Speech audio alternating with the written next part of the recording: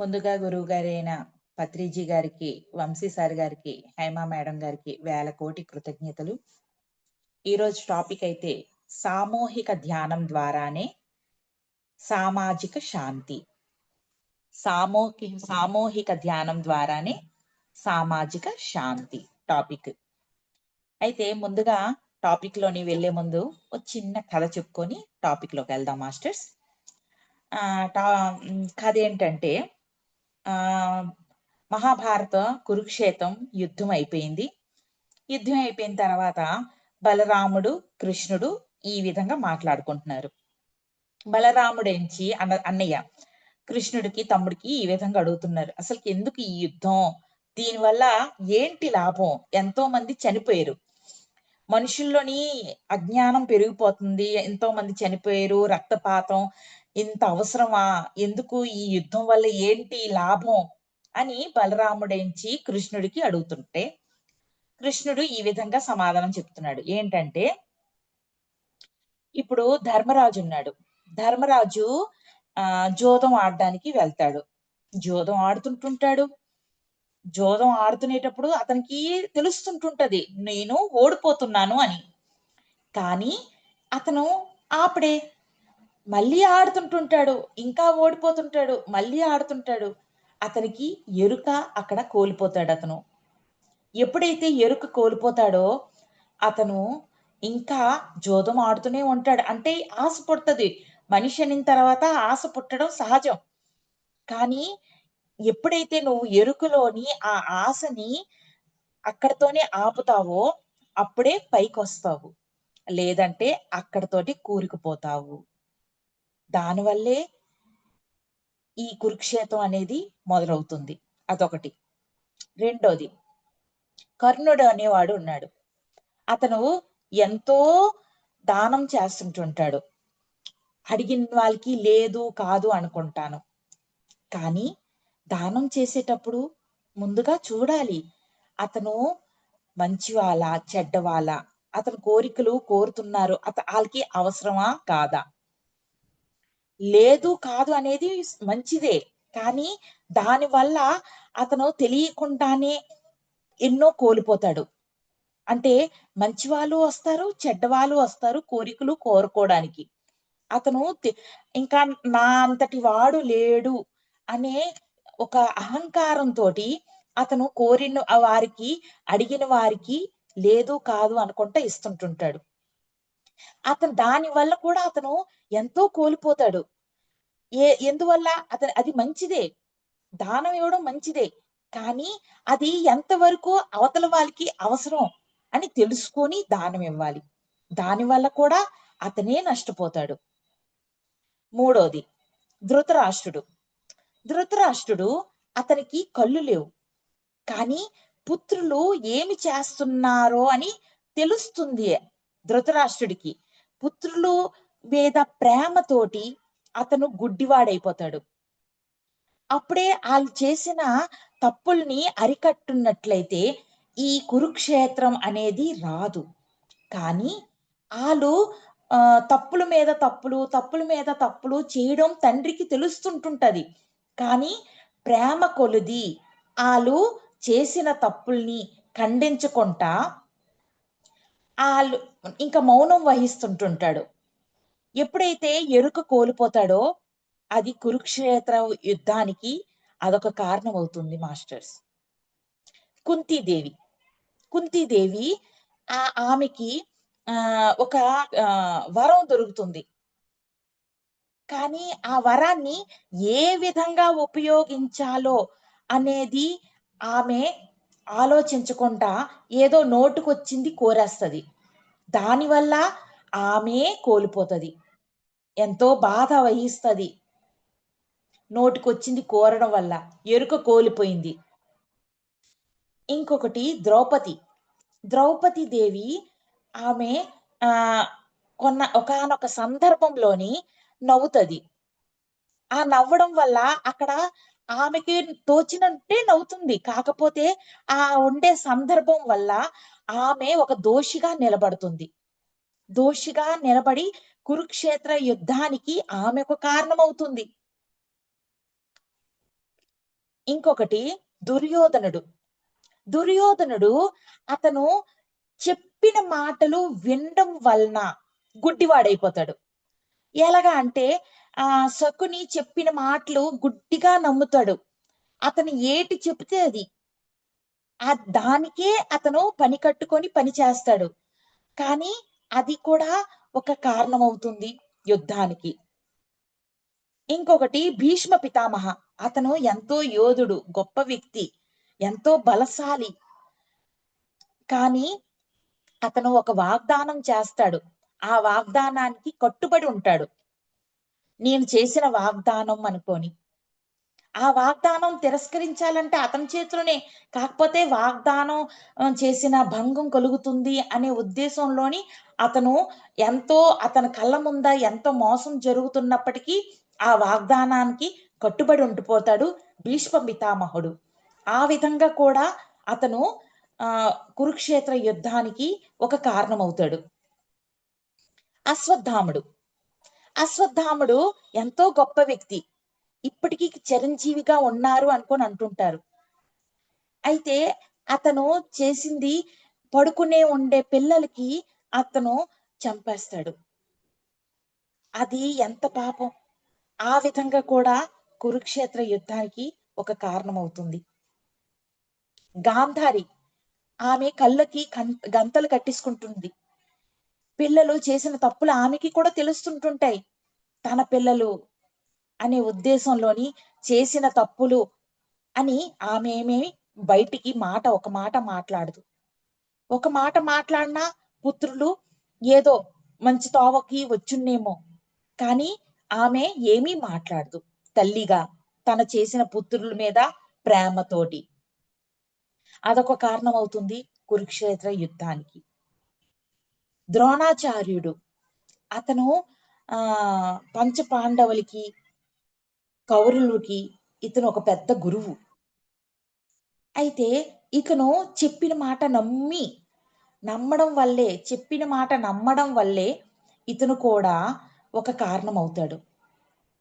అంటే ఈ కథ వల్ల మనం ఏంటి నేర్చుకోవాలంటే మాస్టర్స్, ఎప్పుడైనా మనం మన సందర్భం బట్టి మనకి ఎన్నో సమస్యలు వస్తాయి. ప్రతి వ్యక్తికి వస్తాయి. కానీ అప్పటికప్పుడు మనం ఎరుక కోల్పోకుండా ఎరుకుని తెచ్చుకోవాలి.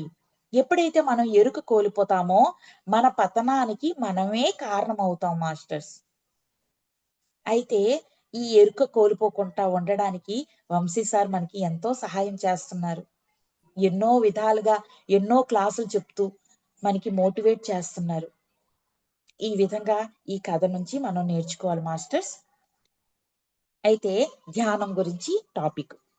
ప్రస్తుత సమాజంలో మానసిక ఒత్తిడి అన్న ఒకానొక అంటు రోగం, పెద్ద భూతం లాంటిది. మరి సమాజంలో హింస మరి నెర ప్రవృత్తులను పెంచుతూ తీవ్రవాదం వల్ల మరి యుద్ధోన్మాదాలకు కూడా కారణం అవుతుంది. నిజమే కదా మాస్టర్స్. అంటే మనం చూడండి, తెల్లారు లేచిన దగ్గర నుంచి రాత్రి పడుకున్నంత వరకు ఉద్యోగాలని, వ్యాపారాలని, స్కూళ్ళని, కాలేజీలని ఎక్కడికెక్కడికో బయటికి వెళ్తుంటాం. అక్కడికి మనం ఎన్నో ఒత్తిడుల మీద, పిల్లలైతే వాళ్ళ టీచర్స్ వల్లో, ఫ్రెండ్స్ వల్లో, పెద్దలైతే వాళ్ళ ఆఫీస్ వల్లో, లేకపోతే వ్యాపారాల వల్లో ఎన్నో సమస్యలు, ఎన్నో ఒత్తిళ్ళు. దానివల్ల మనం ఎంతో కోల్పోతుంటాం. ఎన్నో అబద్ధాలు ఆడవలసి వస్తుంటుంటది. మనకి ఎంతో కోపం, ఉద్రేకతలు వస్తుంటుంటాయి. అవన్నీ కంట్రోల్ ఎలా చేసుకోగలుగుతాం మాస్టర్స్? అవన్నీ కంట్రోల్ చేసుకోవాలి అంటే మనము ధ్యానం చెయ్యాలి. అయితే ధ్యానం చేయకుండా ముందు ఈ టాపిక్ అన్నమాట. ఇంకోటి, ఇలాంటి దుర్గతి నుంచి సమాజాన్ని కాపాడటానికి గత 100 ఏళ్లుగా ఎన్నెన్నో ప్రయత్నాలు జరుగుతూనే ఉన్నాయి. మరి ప్రపంచ మేధావి వర్గం అంతా కూడా సమాజ స్వస్థత కోసం అనేక శాస్త్రీయ పద్ధతులను పెడుతూనే ఉంది. అంటే ఇది మనుషులు చాలా మట్టుగా ఎంతో అనారోగ్యం పాలైపోతున్నారు ఈ ఒత్తిడి కారణంగా. ఈ ఒత్తిడి కారణంగా అయితే అప్పుడు ఈ సమాజాన్ని కాపాడుకోవాలని ఎన్నెన్నో ప్రయత్నాలు చేస్తున్నారు. అంటే ప్రజలు అందరూ బాగుపడాలి, అందరూ చక్కగా ఉండాలి అని ఎన్నో వందల ఏళ్ల నుంచి ఇది జరుగుతుంది. అయితే అందులో నుంచి ఎన్నుకోబడిన ఒకానొక సమర్థమైన శాస్త్రీయమైన తరుణాపాయమే ధ్యానం. అయితే ఎప్పటినుంచో ఈ మనుషుల కోసం యుద్ధం జరుగుతుంది. ఏంటని? అంటే ఆహ్, క్షణికమైన కోపం, కోపంలోని ఉద్రేకత ఇవన్నీ, ఇవన్నీ మనుషులకి రావడం సహజం. కానీ దానివల్ల బీపీలని, షుగర్‌లని ఎన్నెన్నో మనిషిలోనుండే అవయవాల లోపల, శరీరం లోపల ఎన్నెన్నో ఆహ్, తెలియకుండానే మనుషులు కొన్ని క్షణాలమైన ఉద్రిక్తత వల్ల అవి శరీరం లోపల ఉండే అవయవాలు తెలియకుండానే అస్వస్థకు గురి అయిపోతున్నది. అయితే దీనికి కారణం ఎవరు? మనుషులే. తను చేసిన పనులే. అయితే దానికి ఏ విధంగా అరికట్టాలి అంటే దాన్ని కనిపెట్టారు ఏంటంటే ధ్యానం. అయితే ఈ ధ్యానం ఒకానొక బుద్ధ భగవానుడు అతను దీన్ని తీసుకొచ్చారు మాస్టర్స్. బుద్ధ భ భగ బుద్ధ భగవానుడికి వేల కోటి కృతజ్ఞతలు. అయితే బుద్ధ భగవానుడి తర్వాత ఆహ్, అతను అతని దగ్గర ఉండే శిష్యులు ఆ బుద్ధ భగవానుడు తర్వాత కొన్ని ఏళ్ళు తర్వాత వాళ్ళ శిష్యులు, దాని తర్వాత కొంతవరకు కోల్పోయింది ఈ ధ్యానం. దాని తర్వాత ఇది బయటికి మళ్ళీ తీసుకొచ్చింది పత్రిజీ సార్ గారు. దాన్ని మళ్ళీ వంశీ సారు, దాన్ని అందరూ ఈ విధంగా మన వరకు వచ్చింది మాస్టర్స్.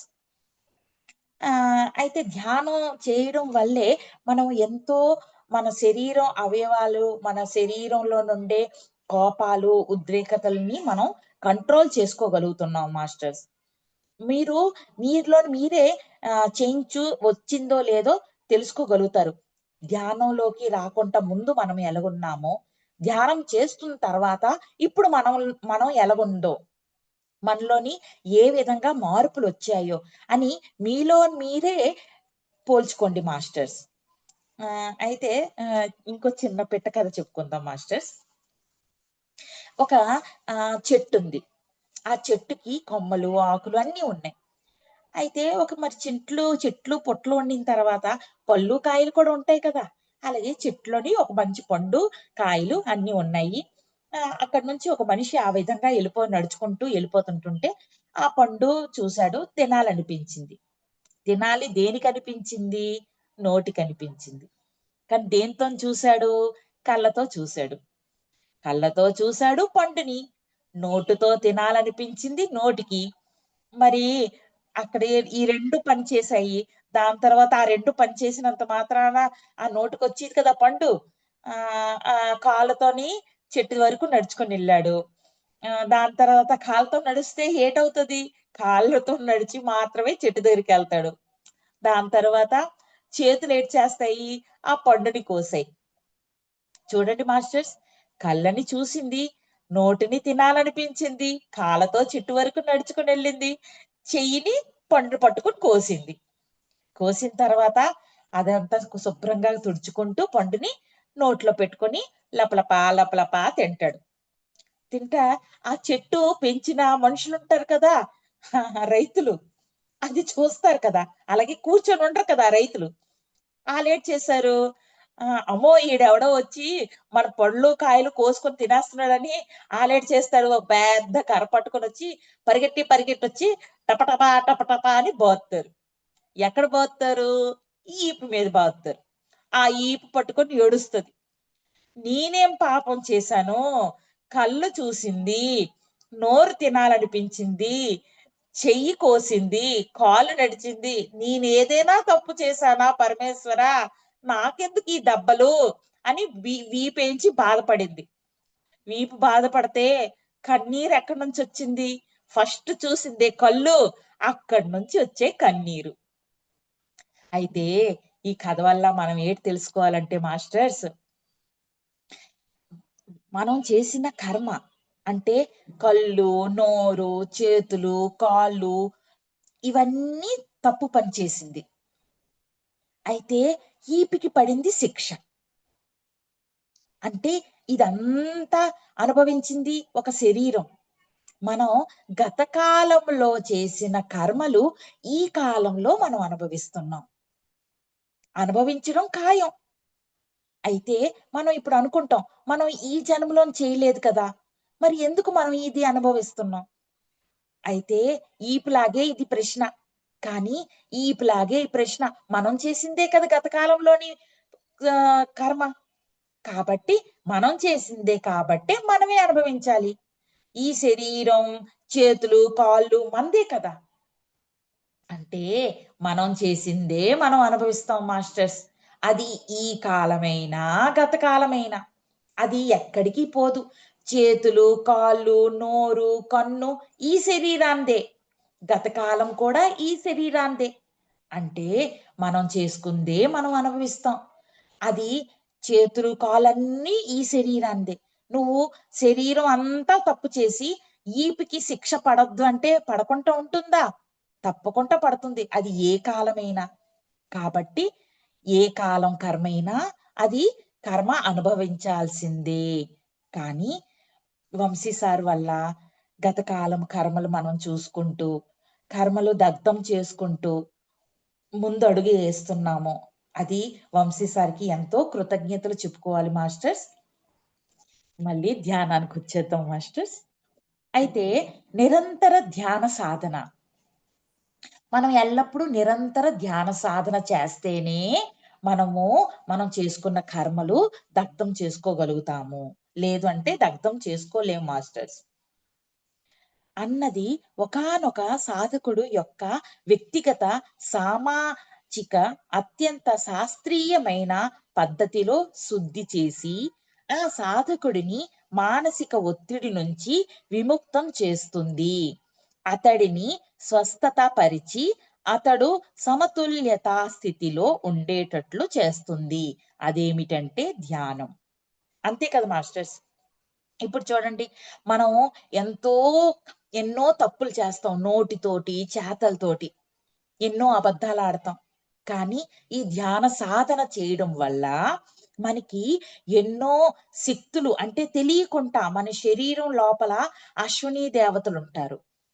అయితే మనం చేసే నోటి ద్వారా, చేతుల ద్వారా ఎన్నో తప్పులు చేస్తుంటుంటాం. దానివల్ల అనారోగ్యం పాలవుతుంటాం. అయితే ఈ ధ్యానం చేయడం వల్ల ఆ అనారోగ్యం పాలు నుంచి మనం తప్పించుకోగలుగుతాము మాస్టర్స్. సామూహిక ధ్యానం అన్నది వ్యక్తుల సామూహిక మానసం అయిన సమాజ మానసాన్ని కూడా శుద్ధి చేసి దానిని కూడా సమతుల్యతా స్థితిలో ఉంచగలుగుతుంది. ఇప్పుడు చూడండి, మనం సామూహిక ధ్యానం చేయడం వల్ల ఎంతో శక్తి పొందుతాము అనుకోని అంటుంటారు. అంటే ఇప్పుడు ఒక్కళ్ళు ధ్యానం చేశారనుకోండి, మనం ఒక్కళ్ళమే మన ఇంట్లో ధ్యానం చేస్తున్నాం అనుకోండి. ఒక్కలు అంటే మన ఒక్క వేణు అనుకుందాం. సామూహిక ధ్యానం అంటే 5,000 అనుకుందాం. ఈ జూమ్‌లో అనుకున్నా, మన ఇంటిలో అనుకున్నా. ఐదురు కలిసి చేస్తే, మనం కలిసికట్టు చేస్తే ఎంత బలం ఉంటుంది? అదే ఒక్కలు చేస్తే ఒక్క బలం ఉంటుంది. అందుకే సామూహిక ధ్యానం అంటారు మాస్టర్స్. సామూహిక ధ్యానం అంటే అందరూ కలిసి చేసే ధ్యానాన్ని అధిక శక్తి ఉంటుంది. ఈ పంచ పిడికిలిలాగా. అదే ఒక్కళ్ళు చేస్తే ఒక్కలే ఉంటుంది. అది స య అది అది ఒక శక్తే. కానీ ఒక వేణికుండే శక్తి ఎలగుంటుందో, 5 వేలికుండే శక్తి ఎలగుంటుందో అది మీకు అర్థమవుతుంది కదా మాస్టర్స్. అందుకే సామూహిక ధ్యానం అధికంగా చెయ్యాలి అంటారు. ఎందువల్ల అంటే ఈ ఒక్క వేనికి, 5 వేలికి ఉండే ఉదాహరణ. ఇలా సామూహిక మానసం యొక్క ఒత్తిడి నుంచి విముక్తం అయిన సమాజం సహజంగానే హింస మరి నెరవ ప్రవృత్తుల నుంచి దూరంగా ఉంటూ దివ్యత్వం దిశగా తన ప్రయాణాన్ని సాగిస్తుంది. అంతే కదా మాస్టర్స్. ఇప్పుడు సామూహిక ధ్యానం చేయడం వల్ల మనలో ఎంతో మార్పులొస్తుంటుంటాయి. మార్పులు వచ్చి మనం ఆ ఒత్తిడి ఇప్పుడు మనం బయటికెళ్తే ఎంతో ఒత్తిడి నుంచి లోపలికొస్తాం ఇంట్లోకి. ఆ ఒత్తిళ్ళన్నీ మనకి దూరమవుతాయి అని చెప్తున్నారు మాస్టర్స్. అయితే ఇంకో కథ చూద్దాం మాస్టర్స్. ఇంకో కథేటంటే ఒక పేద బ్రాహ్మణుడున్నాడు. ఆ పేద బ్రాహ్మణుడు ఎల్లప్పుడూ దైవనామ స్మరణ చేస్తూనే ఉంటాడనమాట. అతనికి పాపం తినడానికి తిండికి చాలా కరువుగా ఉంటది. ఎవరైనా ఇరుగు పొరుగు వాళ్ళు ఏదైనా పెడితే అది దైవనామ స్మరణ చేసుకుంటూ ఆ కడుపులోని ఏదో కృష్ణ రామ అని యేసుకుంటుంటాడతను. అయితే అతను చాలా పేదవాడు. అయితే అతని ఇంటి ఒక చిన్న పూరి గుడిసె ఉంది. ఆ పూరి గుడిసె ఉండే ఇంటి గుమ్మంలోనే అతను కూర్చొని ఉన్నాడనమాట. దైవనామ స్మరణ అలాగ జపం చేసుకుంటూ కూర్చొనున్నాడు. ఎవరైనా అతనికి పెడితే తింటాడనమాట. అయితే అప్పుడు కొంతమంది ఒక ఏడుగురు, ఎనిమిది మంది దొంగలు అతను ఒక గోనె సంచిలోని బంగారం అంతా దోచేసుకొని మోసుకుంటూ ఎళ్ళిపోతున్నారు. అయితే రాజభటులు ఆళ్ళని ఎంబడిస్తున్నారు. అయితే ఈళ్ళు ఏడుగురు, ఎనిమిది దొంగలు ఏటి అనుకుంటారు, అయ్య బాబోయ్! ఇప్పుడు మనం దొరికామంటే రాజభటులు మమ్మల్ని శిక్షిస్తారు. కాబట్టి ఇక్కడ ఎవడో కూర్చునున్నాడు కదా! ఈడికి మూటిచ్చేద్దాం అనుకోని "ఒరేయ్ బాబు! కొంచెం మాకు ఈ మూట సహాయం చెయ్యు. నీకు కాస్త డబ్బులిస్తాము" అనుకోని ఆళ్ళంటారు ఆ దొంగలు. అలాగే అనుకోని డబ్బులొస్తాయి కదా! ఆ డబ్బులతోని ఏవైనా కొనుక్కోవచ్చు కదా! అని ఇతను అలాగేనండి అనుకోని ఆ దైవ నామస్మరణ చేసుకుంటూ ఆ మూటెంచి తల మీద పెట్టుకొని రామ కృష్ణ, రామ కృష్ణ అనుకోని ఎళ్ళిపోతున్నాడు. కానీ అంతలోగా ఆ సైనికులొచ్చేస్తున్నారు. రా ద ఆహ్, రై సైనికులొచ్చేస్తున్నారని ఈళ్ళు ఏడుగురు దొంగలు పారిపోతారు. ఇతని తల మీద మూటుంది. ఇతను మాత్రం కళ్ళు మూసుకొని జపం చేసుకుంటున్నాడు. ఆ సైనికులొచ్చి ఇతనే దొంగ అనుకోని ఇతన్ని పట్టుకొని ఆ రాజు దగ్గరికి తీసుకెళ్తాడు. రాజేంచి ఇంకా విచారణ చేయకుండా దొంగ దొరికిపోయాడు కదా! అని కారాగారంలో నేసేస్తాడు అతన్ని. అతను కారాగారంలో నేసిన ఆ దైవనామ స్మరణ చేసుకుంటున్నాడు అతను బ్రాహ్మణుడు. అయితే ఆ చుట్టుపక్కల వాళ్ళున్నారు కదా! వాళ్ళందరూ రాజు దగ్గరికెళ్ళి ఇలా చెప్తారు. రాజుగారండి పలానా వోడు బ్రాహ్మణుడు. అతను మేమిచ్చే భిక్షే తీసుకొని ఏదో కాలం గడుపుకుంటున్నాడు. అతను అలాంటి వాడు కాదండి. దొంగతనం అలాంటివేటి చేయడు అనుకోని ఆళ్ళందరూ చెప్పారు ఇరుగు పొరుగు వాళ్ళు. రాజు మళ్ళీ అతన్ని పిలిపించాడు. విచారణ చేయిస్తాడు. విచారణ చేసి బాబు నీ పేరేంటి? అంటే ఆ దైవనామ స్మరణ చదువుకుంటూ అతని పేరు చెప్తాడు. అసలకి ఏంటి? ఎలాగా దొంగతనం చేశావు? ఏటి అంటే దైవనామ స్మరణ చదువుకుంటూ లేదండి. ఇలాగా ఎవరో నాకు డబ్బులిస్తే ఇది తల మీద పెట్టుకొని తీసుకెళ్ళమన్నారు. నేను ఆ డబ్బుల కోసమే తల మీద పెట్టుకున్నానని దైవనామ స్మరణ రామ, కృష్ణ అని చెప్తాడు. దాని తర్వాత వాళ్ళేరు బాబు అనుకోని రాజు అడుగుతాడు. నాకు తెలీదండి. ఇదిగో సైనికులొచ్చి నన్ను మీ దగ్గరికి తీసుకొచ్చారండి అని రామ, కృష్ణ అని జపం చేస్తాడు. అయితే అతను రామ, కృష్ణ అస్తమానం అనడం, అతని మాటలు వినడం, ఆ మాటల పద్ధతి అవన్నీ రాజుగారు గమనించి ఇతను దొంగ కాదు అని ఆ రాజుగారికి అర్థమయ్యి విడుదల చేసేస్తాడు. అయితే ఈ కథ ఇంతటితో సమాప్తం. ఈ కథ వల్ల మనకేటి అర్థమవుతుంది మాస్టర్స్? అంటే మనము ఎల్లప్పుడూ ఆ దైవనామ స్మరణలోనుంటే మన ముందుకు వచ్చిన ఎటువంటి సమస్యే అయినా, అది ఎలాంటిదైనా ఆ తండ్రే చూసుకుంటాడు మాస్టర్స్. అది చిన్నదైనా, పెద్దదైనా. మనం చేసుకున్నదే మన గతకాలం చేసుకున్న కర్మలే మన ముందుకొస్తాయి. అది రావడం అనేది సహజం. ఈ భూమి మీద శ్రీకృష్ణుడు, రాముడు ఇలాంటి వాళ్ళకే ఆ తండ్రి అంశతో పుట్టిన వాళ్ళకే లేనిది. కర్మ అనేది సార్ చెప్తారు. వింటిలో బాణం వేసినంత మన కర్మ దగ్ధం చేయబడి దాన్ని మనం తప్పించుకోలేము అని. కానీ కర్మ ధ్యానాలు చేయడం వల్ల మనం తప్పించుకోగలుగుతాము మాస్టర్స్. అయితే ఇతను దైవనామ స్మరణ ఎల్లప్పుడూ చేయడం వల్ల అతనికి కర్మ రావడం సహజం. వచ్చింది. కానీ ఆ తండ్రి నామ జపం చేయడం వల్ల ఆ కర్మ అనేది వచ్చి ఆ నీటి మీద తామర ఆకు పైన నీటి చుక్కలు చూడండి ఏ విధంగా జారిపోతాదో అదే విధంగా మన కర్మలు కూడా అదే విధంగా జారిపోతుంటాయి మాస్టర్స్. ఆ దైవనామ స్మరణ వల్ల. లేదు అంటే కారాగృహంలోని అతనికి బంధించినప్పుడు అతను మళ్ళీ రావడం మాటలా? శిక్షని ఆ రాజుగారు పంపించేయడం సాధ్యమేనా? అది ఏ విధంగా జరిగింది? ఒక మిరాకిల్. అదే విధంగా మనము కూడా అది ఎల్లప్పుడూ నామ స్మరణ చేస్తూ, కర్మ ధ్యానాలు చేసుకుంటూ వంశీ సార్ చెప్పినట్లు మనం చేసుకున్నట్లయితే, మనం చేసుకున్న కర్మలు కూడా దగ్ధమవుతాయి. కర్మలు రావడం సహజం. మన ముందుకు మనం చేసుకుందే మన ముందుకొస్తుంది. అది మనం చేయడం వల్లే వచ్చింది. కానీ అది వచ్చిన తర్వాత మనం దానిలోనే కూరుకుపోకుండా, కర్మ ధ్యానం చేసుకుంటూ, దాన్ని మనం దగ్ధం చేసుకోగలుగుతాం మాస్టర్స్. ఓకే. మళ్ళీ ధ్యానం దాని టాపిక్ మీద ఎళ్దాం. ధ్యానం వల్ల వ్యక్తిగత, మానసం మరి సమాజ మానసంలలో జరిగే ఇలాంటి అద్భుతమైన మార్పులను అధ్యయనం చేయడానికి ఇటీవలి కాలంలో అనేకానేక క్షేత్ర ప్రయోగాలు విస్తృతంగా జరుగుతున్నాయి. అంతే కదా మాస్టర్స్. ధ్యానం చేయడం వల్ల ఎన్నో మార్పులు సమాజంలో జరుగుతున్నాయని చెప్తున్నారు. అందులో భాగంగానే 10 మంది ధ్యాన సాధకులతో కూడిన ఒక చిన్న బృందం చేసిన ప్రయోగం అమెరికాలో వాషింగ్టన్ డీసీలోని సమాజ ఒత్తిడిని సమర్థవంతంగా నివారించి ప్రపంచ మేధావి వర్గంగా ఆశ్చర్యపరిచింది. ఇది ఇంకా అలా నిజంగా జరిగింది మాస్టర్స్. ధ్యానం చేయడం వల్ల ఒక 10 మంది దీనిని అమెరికాలో డీసీలో ఉండే కంపెనీ దగ్గర ఇలాగ ధ్యానం చేయడం వల్ల అక్కడ ఉండే సమస్యలు ఎంతో అరికట్టాయి ఈ ధ్యానం చేయడం వల్ల.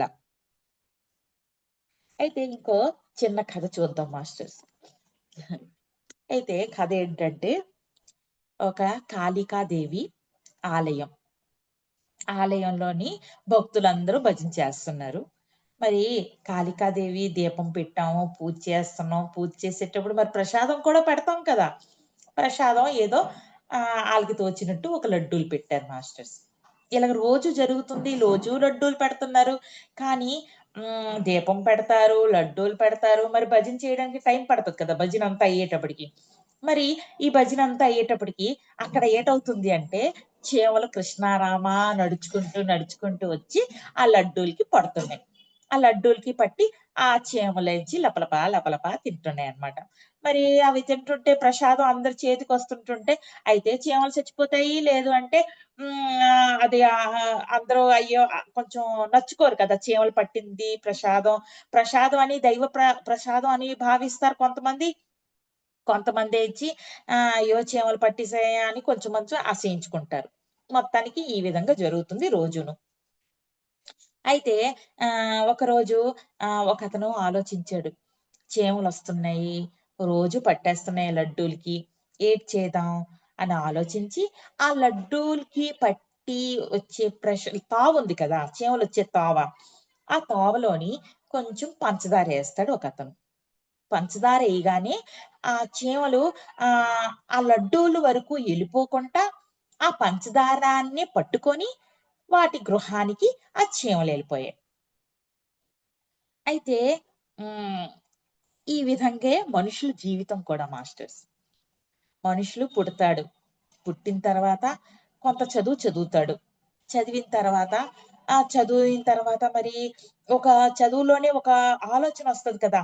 నేను ఈ చదువుకి పలానా ఉద్యోగం చేస్తే నాకు ఇంత ధనమొస్తుంది. ఇంత ధనం వల్ల నేను భార్య, పిల్లలనో చక్కగా పెళ్లి చేసి ఇంత సంపాదించుకోగలుగుతాను. మంచి లైఫొస్తుంది. మంచిగా బతకగలను. మంచిగా ఆస్తులు సంపాదించుకోగలను అని మనిషి ప్రణాళికలేస్తాడు. మనిషి ప్రణాళికలేసినంత వరకు పర్వాలేదు. మధ్యలోని ఏవైనా ఆటంకాలొస్తాయి. ఆటంకాలంటే ఈ చీమలకి దొరికిన పంచదార లాంటిది.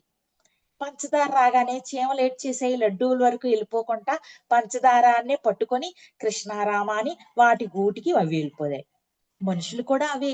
మనుషులు కూడా అంతే.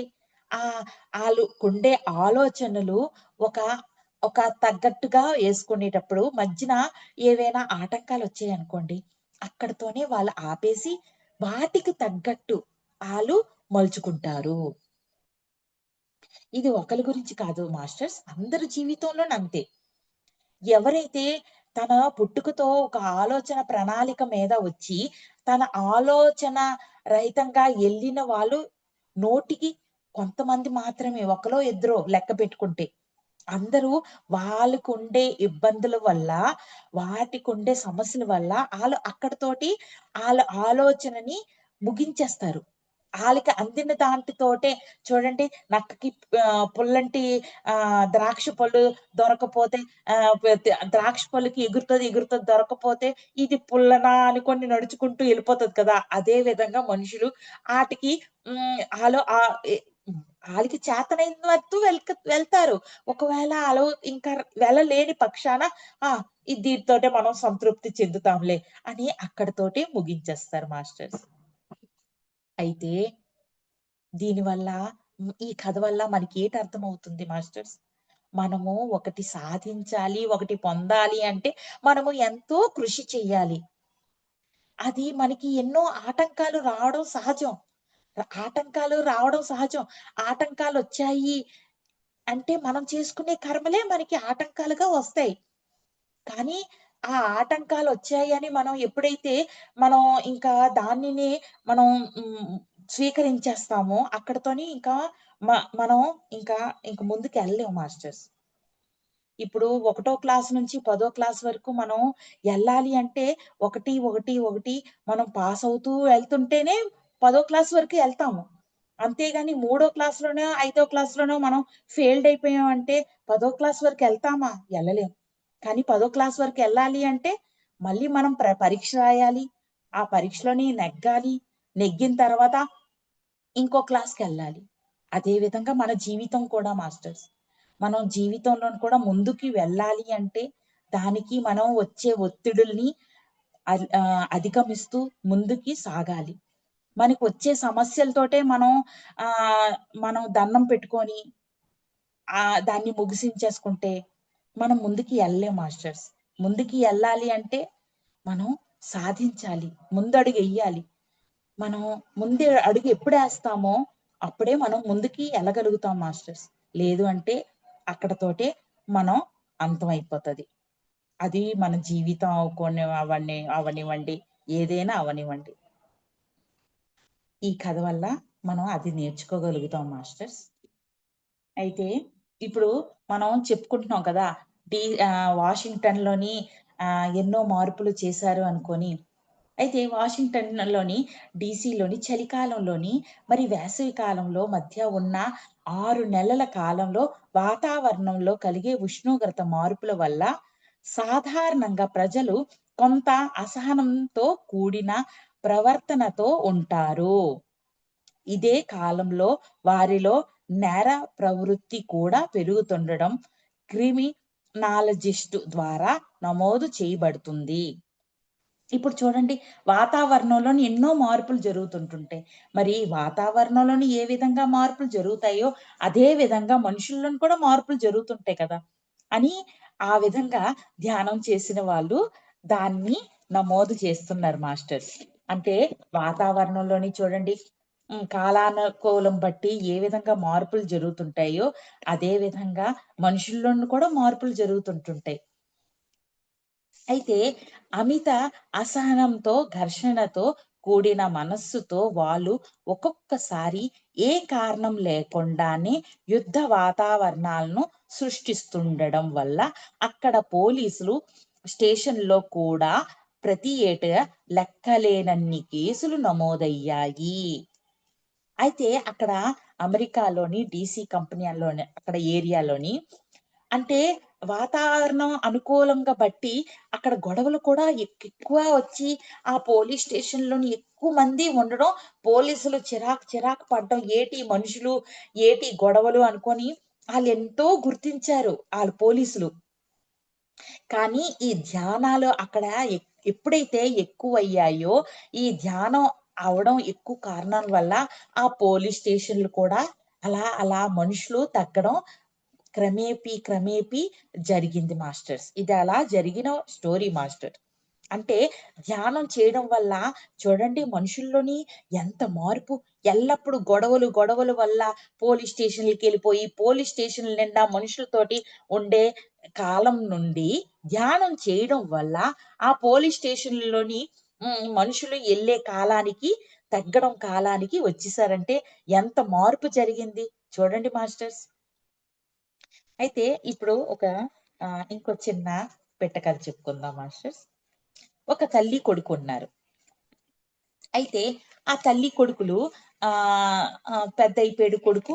కొడుకు పెద్దయిపోయిన తర్వాత కొడుకేంచి, తల్లికేంచి ఒక మూటతోటి బంగారం, డబ్బులు ఇచ్చి మూట ఎంచి తల్లి చేతిలో పెట్టి, "అమ్మా! నువ్వు ఇన్నాళ్ళు నన్ను చక్కగా చూసినందుకు నీ రుణం నేను తీర్చుకుంటున్నాను. నన్ను ఆశీర్వదించమ్మా" అనుకోని ఆ మూటతోటి ధనము, డబ్బులు తల్లి చేతిలో పెట్టాడు కొడుకు. పెట్టగానే తల్లి నవ్వి, "నాకివేంటి వద్దమ్మా. ఒకరోజు రాత్రి నాతోటి పడుకోవా?" అనుకోని తల్లడుగుతది. "ఆ! దానికే భాగ్యం అమ్మా. తప్పకుండా. ఈరోజు రాత్రి నీతో పాటు నేను పడుకుంటానమ్మా" అంటాడు. సరే. రాత్రయింది. తల్లి, కొడుకులు మంచం మీద పడుకున్నారు. కొంతసేపటికి తల్లేంచి ఆ కొడుక్కి లేపుతది. లేపితే కొడుకు లెగిసాడు. "ఏమమ్మా" అంటే, కొంచెం నీళ్ళు తే అమ్మా. చీకటిగా ఉంది. లైట్లు ఆపేసాం కదా! మరి నాకు కనిపించటం లేదమ్మా. కొంచెం నీళ్ళు తేవా?" అనుకోని అడుగుతది తల్లి. అలాగే కొడుకేంచి వంటగదికెళ్ళి నీళ్ళు తీసుకొస్తాడు గ్లాస్ తోటి. నీళ్ళు తేగానే ఆమె చేతులు కొంచెం ఇలాగ వణుకుతుంటే మరి నిండా ఉండే గ్లాస్ ఏటవుతది? కాస్త పడిపోతాయి కదా మాస్టర్స్. ఆ పక్క మీదే అదే మంచం మీదే పడిపోయాయి కొంచెం నీళ్ళు. కొంచెం తాగింది ఆమె. పక్క మీద పడిపోగానే, "అయ్యయ్యో! ఏంటమ్మా నీళ్ళు పడేసావు? మరి పక్క తడిసిపోయింది కదా!" అనుకోని కొడుకంటాడు. సర్లే అమ్మ. నేనిక్కడే పడుకుంటాను. పర్వాలేదులే అమ్మ" అనుకోని తల్లంటది. మొత్తానికి మళ్ళీ పడుకుంటారు తల్లి, కొడుకులు. మళ్ళీ కొంతసేపవుతది. మళ్ళీ ఇదే విధంగా మళ్ళీ లేపుతది కొడుక్కి. మళ్ళీ కొడుకు, మళ్ళీ అబ్బా! మళ్ళీ నీళ్ళు తేవాలా? ఆహ్, సర్లే తెస్తానులే అనుకోని లెగిసాడు. మళ్ళీ నీళ్ళు గ్లాస్‌తో తెస్తాడు. మళ్ళీ చేతులు ఇలా వణికాయి. మళ్ళీ నీళ్ళు పడ్డాయి. మళ్ళీ కొడుకంటాడు, "మళ్ళీ తలిపేసావా?" అంటాడు. ఆ! మళ్ళీ పడుకుంటానంటదమ్మ. మళ్ళీ ఆ తడి అదే తడిగా ఉంటది కదా మాస్టర్స్ మరి తడిచిపోతది. ఆ మంచం పరుపు. దాని మీద పడుకుంటారు. మళ్ళీ కొంతసేపటికి మళ్ళీ లేపుతది. మళ్ళీ నీళ్ళు స్టోరీయే. మళ్ళీ ఇదే స్టోరీ. మళ్ళీ కొడుకు చిరాకు పడతాడు. 3 సార్లయిపోయింది చిరాకు పడడం. మళ్ళీ పడుకుంటారు. ఇదే స్టోరీ చేతులు వణికాయి. నీళ్ళు పడ్డాయి. చిరాకు పడ్డాడు కొడుకు. ఇప్పుడు నాలుగోసారొచ్చింది. నాలుగోసారి రాగానే కొడుకు గసిరేస్తాడు. "నీకింకేం పని పాట లేదా? నాకు రాత్రి పడుకోనివ్వా నువ్వు? నాకిలాగ లేపడం కోసమేనేటి రాత్రి పడుకోమన్నావు నువ్వు నా పక్కకి" అని కొంచెం కొంచెం గసురుతాడు కొడుకు. గసిరినా కొంచెం నీళ్ళు తెస్తాడు. నీళ్ళు తెచ్చిన తర్వాత ఆహ్, మళ్ళీ పడేస్తది. అబ్బా! అసహించుకుంటాడు ఈసారి. ఎందుకంటే అది పరుపంతా మరి తడిచిపోతుంది. తడిచిపోతుంటే మరి తడిగా ఉన్న ప్లేస్‌లోని పడుకోవడం అంటే కష్టంగా ఉంటది కదా! ఈసారి అసహించుకుంటాడు ఆ ప్లేస్‌లో పడుకోవడానికి కొడుకు. కొడుకు అసహించుకోగానే అప్పుడు తల్లి అంటది, "నాయనా నువ్వు చిన్నప్పుడు పుట్టిన తర్వాత నువ్వు పాలు తాగడం, పక్క తడపడం. పాలు తాగడం, పక్క తడపడం. ఇది ఒక రోజు, 2 రోజులు కాదమ్మా. ఒక 4, 5 సంవత్సరాలు. ఆ! 4, 5 సంవత్సరాలు ఇదే పని. రాత్రి లేదు, పగలు లేదు. పాలు తాగడం, పక్క తడపడం. మరి మీ అమ్మ నువ్వు పక్క తడిపినప్పుడల్లా నీకలాగే ఉంచేసిందా? నీ బట్టలు మారుస్తది. నీ పక్క మారుస్తది. నువ్వు తడిపిన పక్క మీద మీ అమ్మ పడుకొని, నీకు నువ్వు పడుకోవాలని మంచిగా ఉండే పక్క మీద పడుకోబెడతది. ఇలాగా నువ్వు ఈ ఒక్క రాత్రికే నువ్వు ఇంత చిరాకు పడుతున్నావే, మరి అమ్మ రుణం తీర్చుకోవడం అంటే ఆ బంగారం డబ్బులు ఇచ్చేస్తే సరిపోతుందమ్మా అనుకొని అమ్మ ప్రశ్నేస్తది. అప్పుడు ఆ కొడుకు తల వంచేసుకుంటాడు. ఇంక దానికి సమాధానమే లేదు. దానికి సమాధానం లేకపోతే ఇంకేముంది? అప్పుడు కొడుక్కి బాధొస్తది. నిజమే కదా! ఆలోచిస్తాడు. నిజమే కదా! నేనెంత తప్పు పని చేశాను. మా అమ్మ రుణం తీర్చేసుకుందామని డబ్బు, నగలిచ్చేద్దాము. ఇంక నేను పెళ్లి పె పెళ్లి చేసుకొని ఇంకో దావ చూసుకుందాం అనుకున్నాను. కానీ నిజమే కదా! అమ్మ రుణం అంటే డబ్బులు ఇచ్చేసినంత మాత్రాన ఆ రుణం తీరిపోతదా? అనుకొని ఎంతో బాధపడతాడు. అయితే ఈ కథ వల్ల తెలుసుకోవాల్సింది నీతేటి మాస్టర్స్? అమ్మ రుణం ఎప్పటికీ పోదు. మనం ఎన్నో తప్పులు చేస్తుంటుంటాం. ఎన్నో సందర్భాల్లోని తల్లికి దూషిస్తాం. తండ్రి కన్నా తల్లిదే గొప్ప పదవి. మనం పుట్టిన దగ్గర నుంచి చనిపోయినంత వరకు మనకి కంటికి రెప్పలాగా కాపాడుతూనే ఉంటుంది తనకి తోచినంత వరకు. అది ఎంత క్రూరుడైనప్పటికీను తనకి చేతనైనంత వరకు మార్చాలనే ఉద్దేశంతోటే చూస్తది. ఇంకా మారకపోతే తన కర్మ. కానీ మార్చాలనే చూస్తది తల్లి. తల్లి అనేది అంత గొప్ప పదవి. ఆ పరమాత్ముడు ప్రతి ఒక్కరి దగ్గర తను ఉండలేను, తనను సంరక్షణ చూడలేను అనే ఉద్దేశంతోటే ప్రతి ఒక్కరికి తల్లి పదవిగా తల తనకు ఇచ్చాడు. అంటే తల్లి ఒక, ఒక బిడ్డకి ఎంతో గొప్పగా బోధన చేస్తుంది. మంచి తోవ చూపిస్తుంది. కానీ తను చేసుకున్న కర్మలు తన తల్లిని, తండ్రిని దూషించడము, చేయడము, చెడు తోవ చూడటము అది తను చేసుకున్న కర్మలు. కానీ ఆ విధంగా కూడా పోకుండా మనం మంచి తోవగా ఉండడానికి, వెళ్ళడానికి వంశీ సార్ మనకి మంచి తోవ చూపిస్తున్నారు మాస్టర్స్. ఈ కథ వల్ల మనం ఈ విధంగా తెలుసుకోవచ్చు. ఇంకా ఈ నేరాల చిట్టా ఆధారంగా చేపట్టిన పరిశోధనలు భాగంగా ఒక చిన్న ధ్యాన సాధకుల సమూహంతో ఆ సమయంలో ఆ ప్రదేశంలో నిరంతరం ధ్యానం చేయిస్తూ వచ్చారు.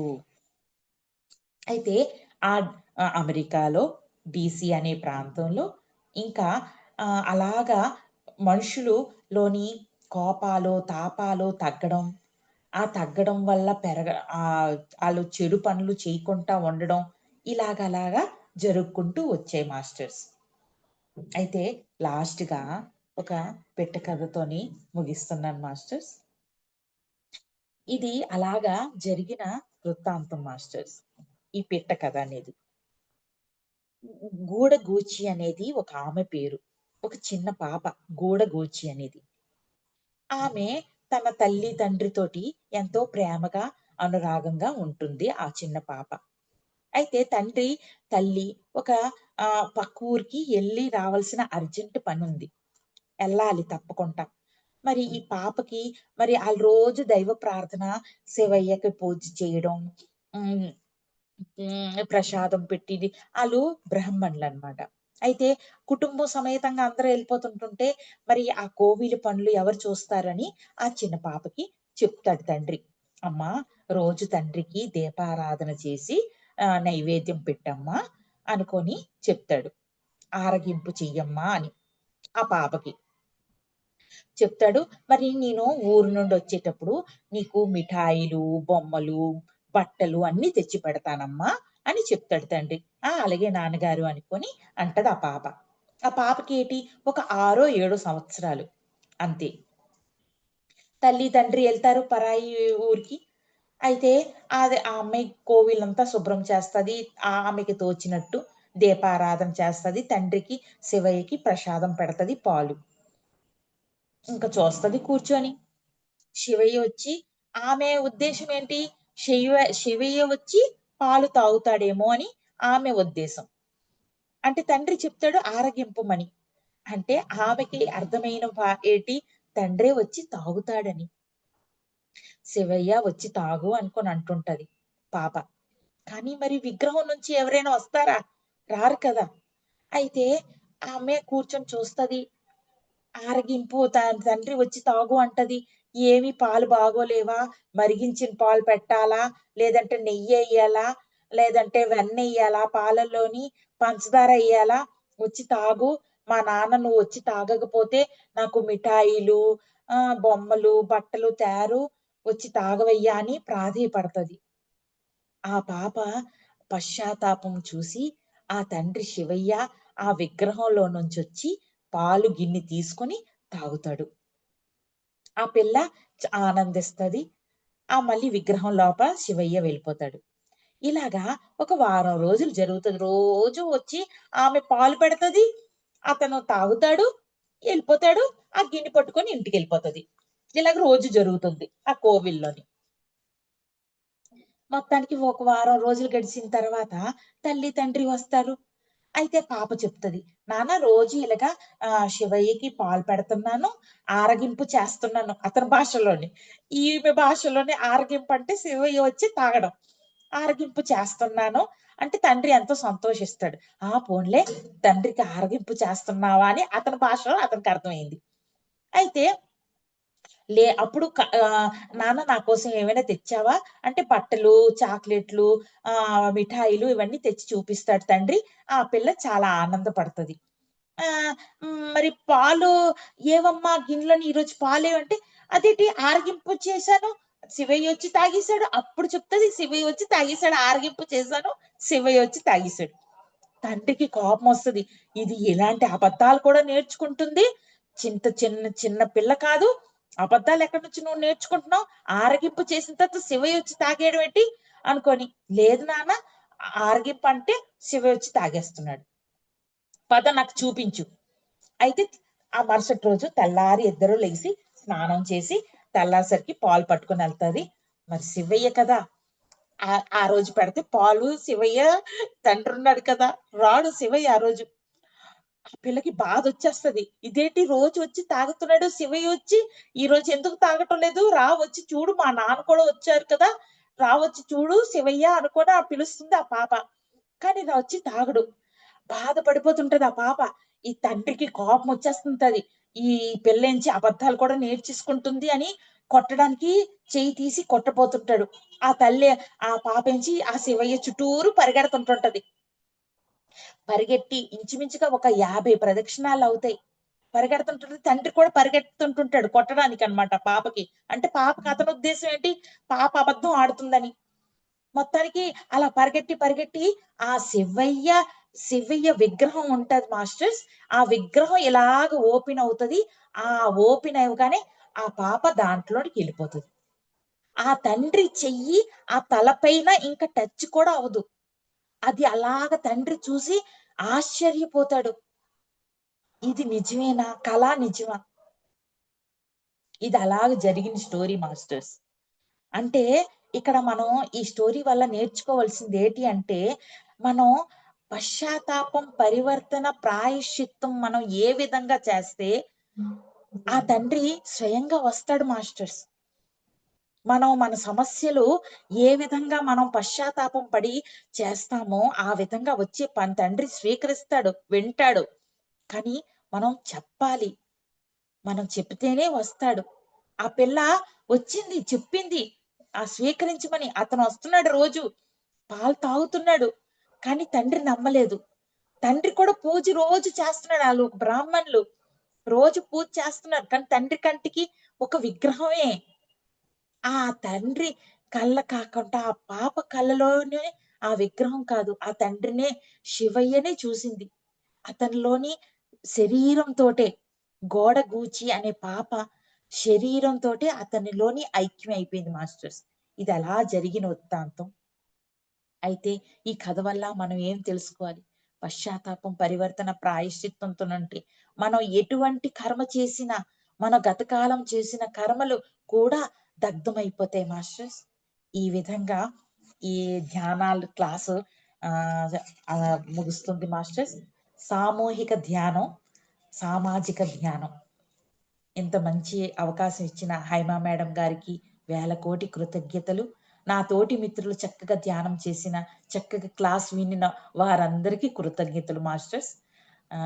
ఇంతటితో సమాప్తం. మాస్టర్స్, ఎవరికైనా దీంట్లోని డౌట్స్ ఉంటే హ్యాండ్ రైజ్ చేయండి సార్ మాస్టర్స్.